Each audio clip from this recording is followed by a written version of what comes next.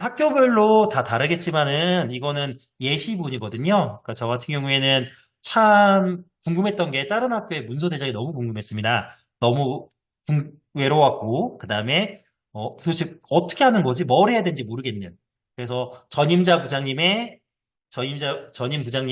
문서 대장을 보면서 했는데 다른 학교는 어떻게 사나? 어떻게 살아가느냐 되게 궁금했거든요. 그래서 한번 예시분으로 저희 학교 걸 한번 정리해 봤습니다. 그래서 여기는 개인 위탁도 들어가 있고 업체 위탁도 들어가져 있거든요. 그렇기 때문에 같이 보시면서 이렇게 하면은 되겠구나. 그래서 부장님 학교에 가감하셔서 그렇게 하면 어떨까 싶습니다.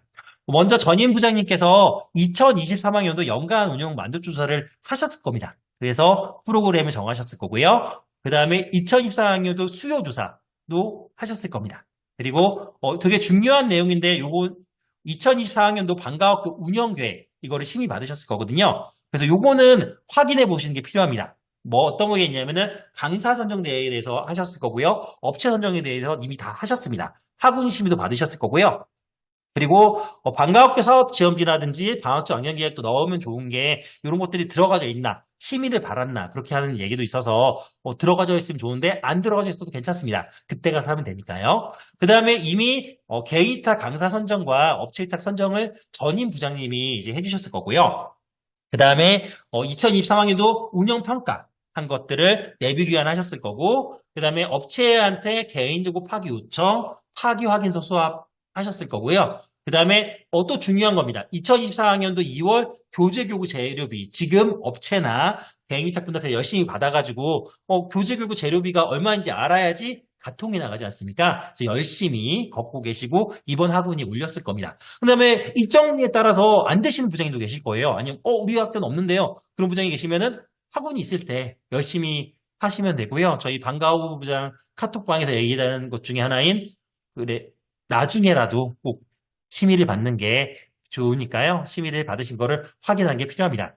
그리고 2024학년도 방과후 강사 OT 성폭력 학교폭력 예방 긴급복지 관련 각종 연수 내용을 다 넣어서 그다음에 우리 강사님들 뒷모습도 사진 찍어서 OT를 열게 되고요.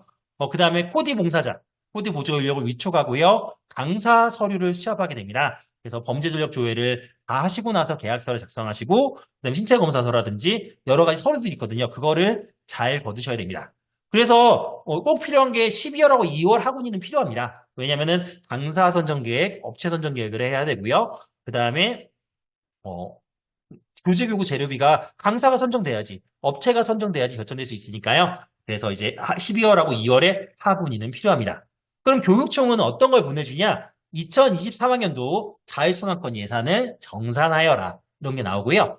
2023학년도 방과학교 사업지원비 잘 썼으니까 정산하여라. 이게 옵니다. 그 다음에 2024학년도 자율수강권 운영 안내가 이제 앞으로 올 예정이고요. 그리고 2024학년도 자율수강권 예상 교부도 이후에 될 예정입니다. 이렇게 전년도에 2024학년도를 준비하는 거죠. 이제 슬슬 이제 새로 이제 2024학년들 4학년에 이제 부장님이 맡게 되는 일들이 나타나기 시작됩니다. 제일 먼저 1분기 시작입니다. 학교 교육과정 방과학교 운영계획 수립해달라고 하실 거거든요. 교육과정 이제 넣어주시면 되고요. 성립전 예산 편성을 하라고 합니다. 이때 수익자 부담 같은 경우에는 나중에도 또 예산 같은 경우에는 자세히 알려드릴 건데요. 수익자나 자유수강권 방과학교 사업지원비 혹시 있으면은 구청 사업지원비를 성립전 예산을 해달라고 할 거거든요. 그런 내용이고요.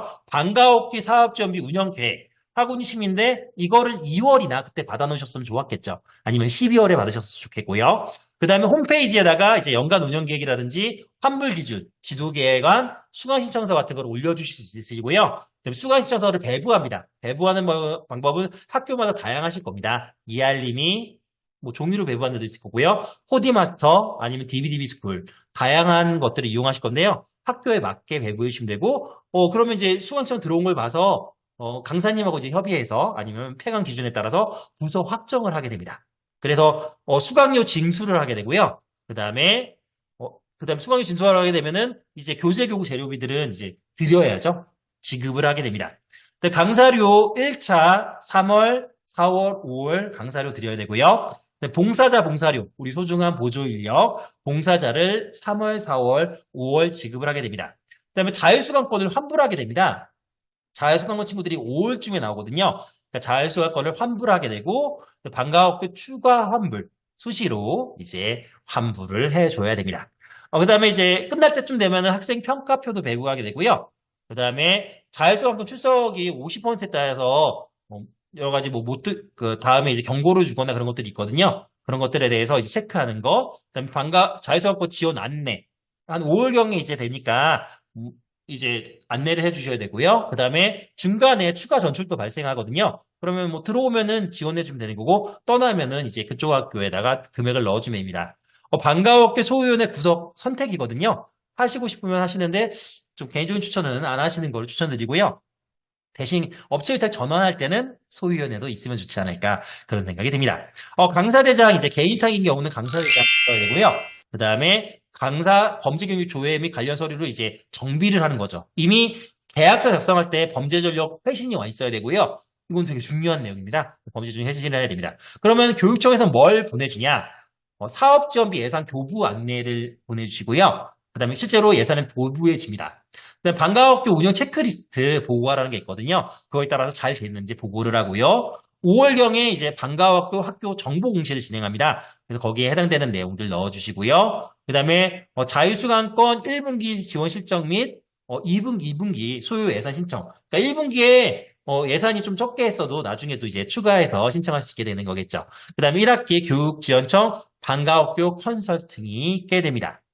그러면 이제 여기까지 하셨으면은 1분기 마감 준비하시면 됩니다. 마감은 만족도 조사 가정도시물 보내시고요. 결과 보고를 하게 됩니다. 그 다음에 방과학교 수용비 이제 지출을 학교마다 좀 다르긴 하는데 이거 방과후 지원부서에서 이제 하는 데도 있고 아니면 행정실에서 알아서 정규로 써주시는 데도 있거든요. 이건 좀 다를 것 같습니다. 학교별로. 그다음에 1분기 정산 결과 내부 기한하고 꼭 홈페이지에 공지하셔야 됩니다. 그 다음에 이제 방과학교 1분기 출석부 내부 기한 할 수도 있고 안 할 수도 있고요. 그다음에 이제 2분기 개강을 준비합니다. 2분기 지도 개강 결제하고요. 홈페이지 공지하고요. 수강신청서 배부 및 홈페이지 공지. 변경사항이 있다면 예를 들어 교재 재료비가 바뀐다든지 프로그램이 신설된다든지 하는 경우에는 학운위 심의를 받게 됩니다. 근데 그런 게 없을 때는 뭐 안 받을 수 있는 거죠. 그러니까 최대한 2월달 학운위 심의 받을 때 1년치 교재 교구 재료비를 다 심의 받으시고 그 다음에 특별히 재료비 같은 경우에는 횟수별로 해서 1년치를 받아버리시면은 훨씬 적게 들어가실 수가 있습니다. 자, 2분기 보도록 하겠습니다.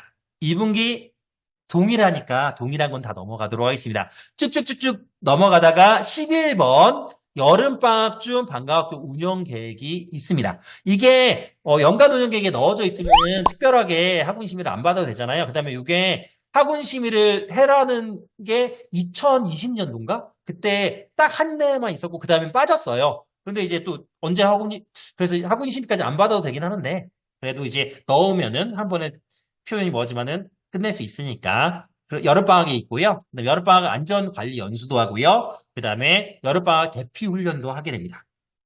그래서 교육청에서는 여름방학 중 방과학교 운영 현황 및 안전관리 점검 공문이 있고요. 그거를 이제 자료 집계로 하게 됩니다. 네, 3번 보시면은 방과학교 범죄 경력 조회를 기초 자료를 또 제출하라고 해요. 그러면 이제 이거는 굳이 방과학뿐만 아니라 다른 강사님들도 다 하게 되는 거기 때문에 제출하면 되고요. 그 다음에 한 6월인가 표집 방과학교 만족도 조사를 보냅니다.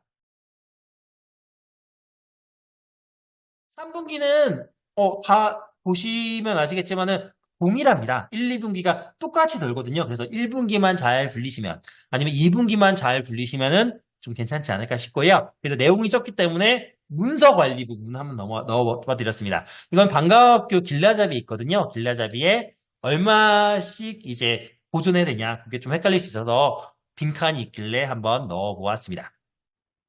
쭉 내려보면은 이제 4분기입니다. 이제 거의 1년이 끝나갑니다. 4분기 보면은 각종 이제 부서 확정하고 징수하고 교재 교육비 지급하고 다 똑같고요. 보면은 좀 달라지는 게 있습니다. 뭐가 있냐면은 겨울방학 운영계획 이런 게 들어갑니다. 그 다음에 교육지원청에는 이제 사업지원비 정산하라고 합니다. 정산도 하고 자율수업도 정산 반납하라고 하고요. 그 다음에 좀 달라지는 게 있습니다. 이제 마감 준비를 하게 됩니다. 4분기 마감 준비부터 하나씩 말씀드리면요. 만족도 조사 가정통신부님이 결과 보고 1, 2, 3, 4분기 다 하죠. 그다음에 연간 만족도 조사를 합니다. 연간 만족도 조사를 하고요. 그다음에 수요비 지출을 하고요. 그다음에 정상 결과 내부 기한 홈페이지 공지, 그다음에 출석부 내부 기한, 그다음에 서류 정리 이제 1년치 다 하고요. 그다음에 구청이라든지 자유 구청이라든지 각종 이제 사업지원비 자율성을 정산을 하게 됩니다. 중요한 2025년도 이제 2024년도 연간 만족도 조사하시고요. 2025년도 방과학교 프로그램 수요 조사하시고요. 그리고 2025년 방과학교 운영 계획, 개인 위탁, 업체 위탁 하시게 되고요. 그 다음에 개인 위탁 강사랑 업체 위탁 강사를 업체 위탁을 선정하게 됩니다. 그리고 방과학교 운영 평가하시고요. 그 다음에 업체 같은 경우에는 개인 요청, 개인정보 파기 요청을 하고 파기 확인서 수거하시고요. 2월 달에는 교재교구 재료비, 개인 위탁, 은 이때 넣을 수 있습니다. 그리고 업체 위탁 같은 경우에는 교재교구 재료비에 강사료 수용비도 이제 심의받을 수 있거든요. 다시 2월이 돌아온 겁니다. 그 다음에 2025년도 강사 OT 오리엔테이션 하시고요. 계약서 및 강사설 수랍, 그러니까 똑같이 2024년도가 반복이 됩니다. 그래서 11월 말이나 12월 초에 방과학교 지원센터에 2025년도 길라잡이 올라오고요. 그리고 11월 말 12월 초에 방과학교 길라잡이 연수가 있습니다.